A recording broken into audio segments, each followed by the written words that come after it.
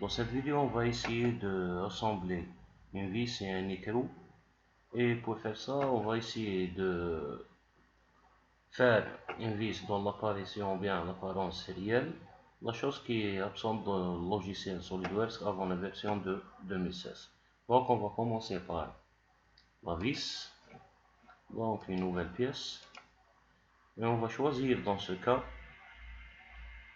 une norme ISO, donc des filets métriques. Et on va essayer de réaliser une vis de diamètre de 10.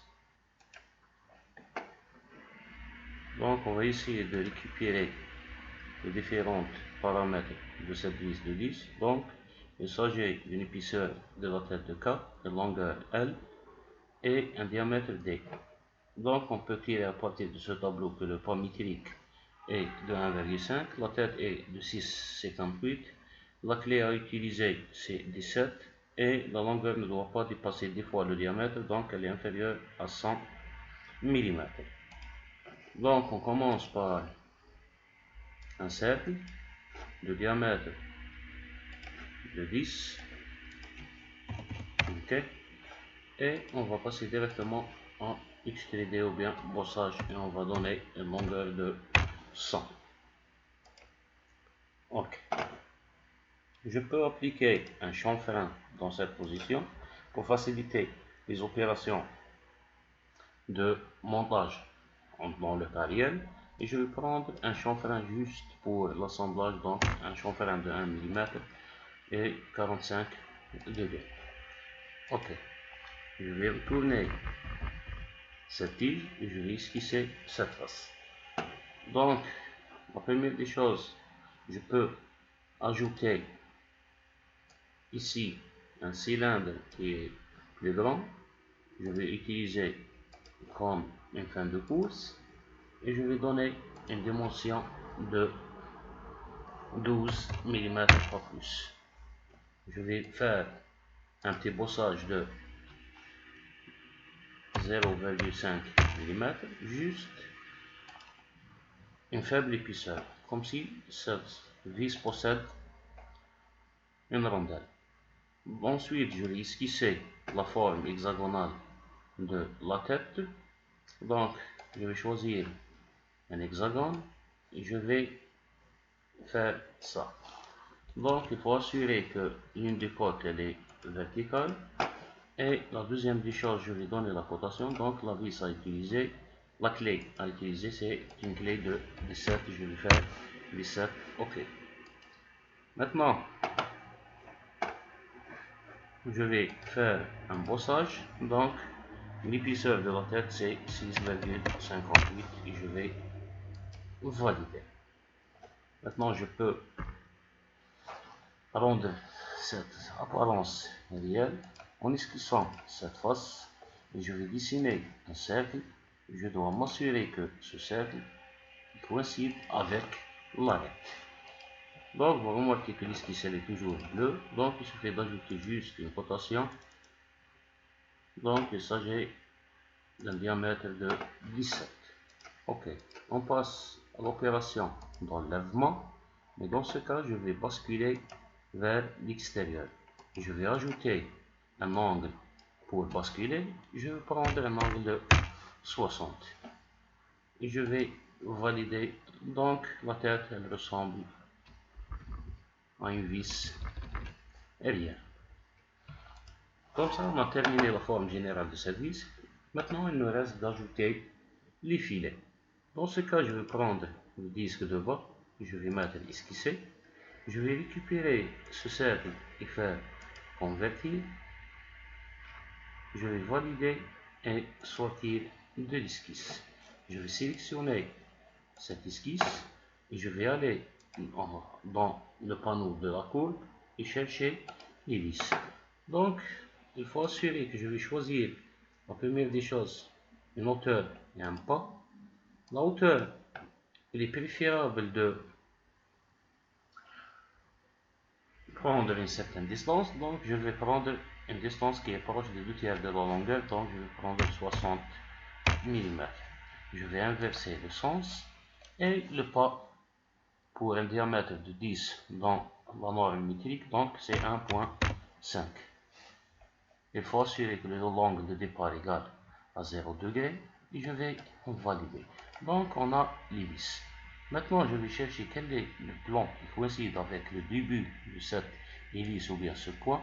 Automatiquement il s'agit de ce plan qui est le plan de dessus. Donc je vais esquisser le plan de dessus. La première des choses, il faut insérer un triangle équilatéral. Donc je vais sélectionner les trois côtes et je vais les mettre égaux. Je vais assurer que ça, elle est verticale. Je vais dessiner une ligne géométrique ici pour l'utiliser comme un référentiel. Maintenant, je vais passer à la cotation et je vais dire qu'entre ça et ça, le diamètre il est de 10. Ça, c'est la première des choses. Je vais sortir et je vais essayer de déplacer ça. Donc, je vais la coïncider avec ce premier point. Je vais ajouter l'autre dimension, c'est le pas à utiliser, c'est 1,5. OK. Maintenant, je peux glisser ça et chercher l'intersection. Pas besoin d'utiliser des lignes réelles, je vais utiliser des lignes de construction géométrique. Ensuite, je vais essayer de éliminer les points singuliers. Je vais commencer par le dessin par une ligne de symétrie qui passe par le milieu de segment. Et je vais ajouter une autre qui passe par ce point et à une certaine distance. Je vais dessiner deux segments. Le premier est ici, qui a une intersection avec les deux segments. Le deuxième, il est dans cette direction. Il faut assurer que le point de milieu de ce segment coïncide avec ça. Donc je vais le rendre coïncident.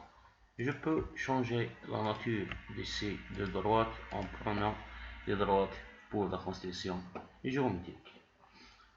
Donc pour des raisons de réalisation ou bien d'enlèvement de la matière, il est connu que l'amplitude du filet a une certaine distance h. Ce h simplement c'est la racine de 3 sur 2 qui est égale à 0,866 multiplié fois la longueur de pas qui est 1,5. Donc entre ce point singulier et cette ligne, je vais prendre une distance de h sur 4 et entre ça et ça je vais prendre une hauteur de h sur 8. Donc je vais passer à la cotation. Entre ça et ça, c'est 0,866 multiplié fois 1,5 multiplié fois 0,25, un quart. OK. Et entre ça et ça, je vais prendre une distance qui est égale à 1,5 fois 0,866 fois 1 huitième, donc c'est 0,125. OK. Qu'est-ce que je vais faire maintenant?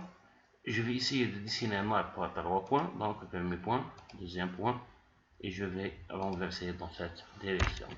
Il faut assurer que ça et ça possèdent une relation de tangente. Pour le deuxième, je vais l'utiliser dans la suite. Mais avant ça,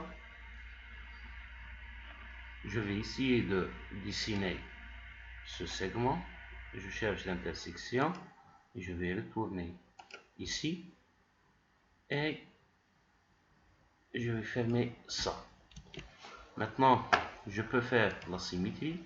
Donc, quelles sont les entités à symétriser? Cette ligne et cette ligne. Par rapport à quoi? Par rapport à ça. Et je vais valider. Il me reste de fermer cette esquisse et je vais la fermer de cette façon et je vais sortir de ça en validant l'esquisse. Je vais passer directement à l'enlèvement par balayage. Donc l'esquisse elle est automatiquement choisie et je vais choisir pour la ligne ou bien le chemin cette ligne. OK, et je vais valider. Vous remarquez que la forme obtenue elle est réelle par rapport à la forme schématique donnée par SolidWorks. Donc il reste une petite anomalie, c'est cette partie qui existe ici. Tout simplement, je vais aller à cette partie, je vais mettre esquisser, je vais zoomer pour mieux voir les choses, je vais la convertir directement et je vais passer à opération d'enlèvement simple. Il suffit juste de sortir de cette vis. Donc je vais tourner ça, donc je peux ajouter ça et je vais valider et j'ai éliminé ce point singulier. Comme ça, on a terminé cette vis. Il suffit maintenant de donner une apparence. Je vais choisir une apparence, par exemple une fois un métal, un acier, et je vais placer un acier poli ou bien un acier qui a subi une opération de polissage. À tout moment, je peux changer l'apparence de cette pièce en ajoutant une couleur. Donc je vais ajouter une couleur jaune. OK. Maintenant, je peux enregistrer la vis. Donc il s'agit d'une vis M10 1.5 100, mais ici c'est 60 mm fileté enregistré.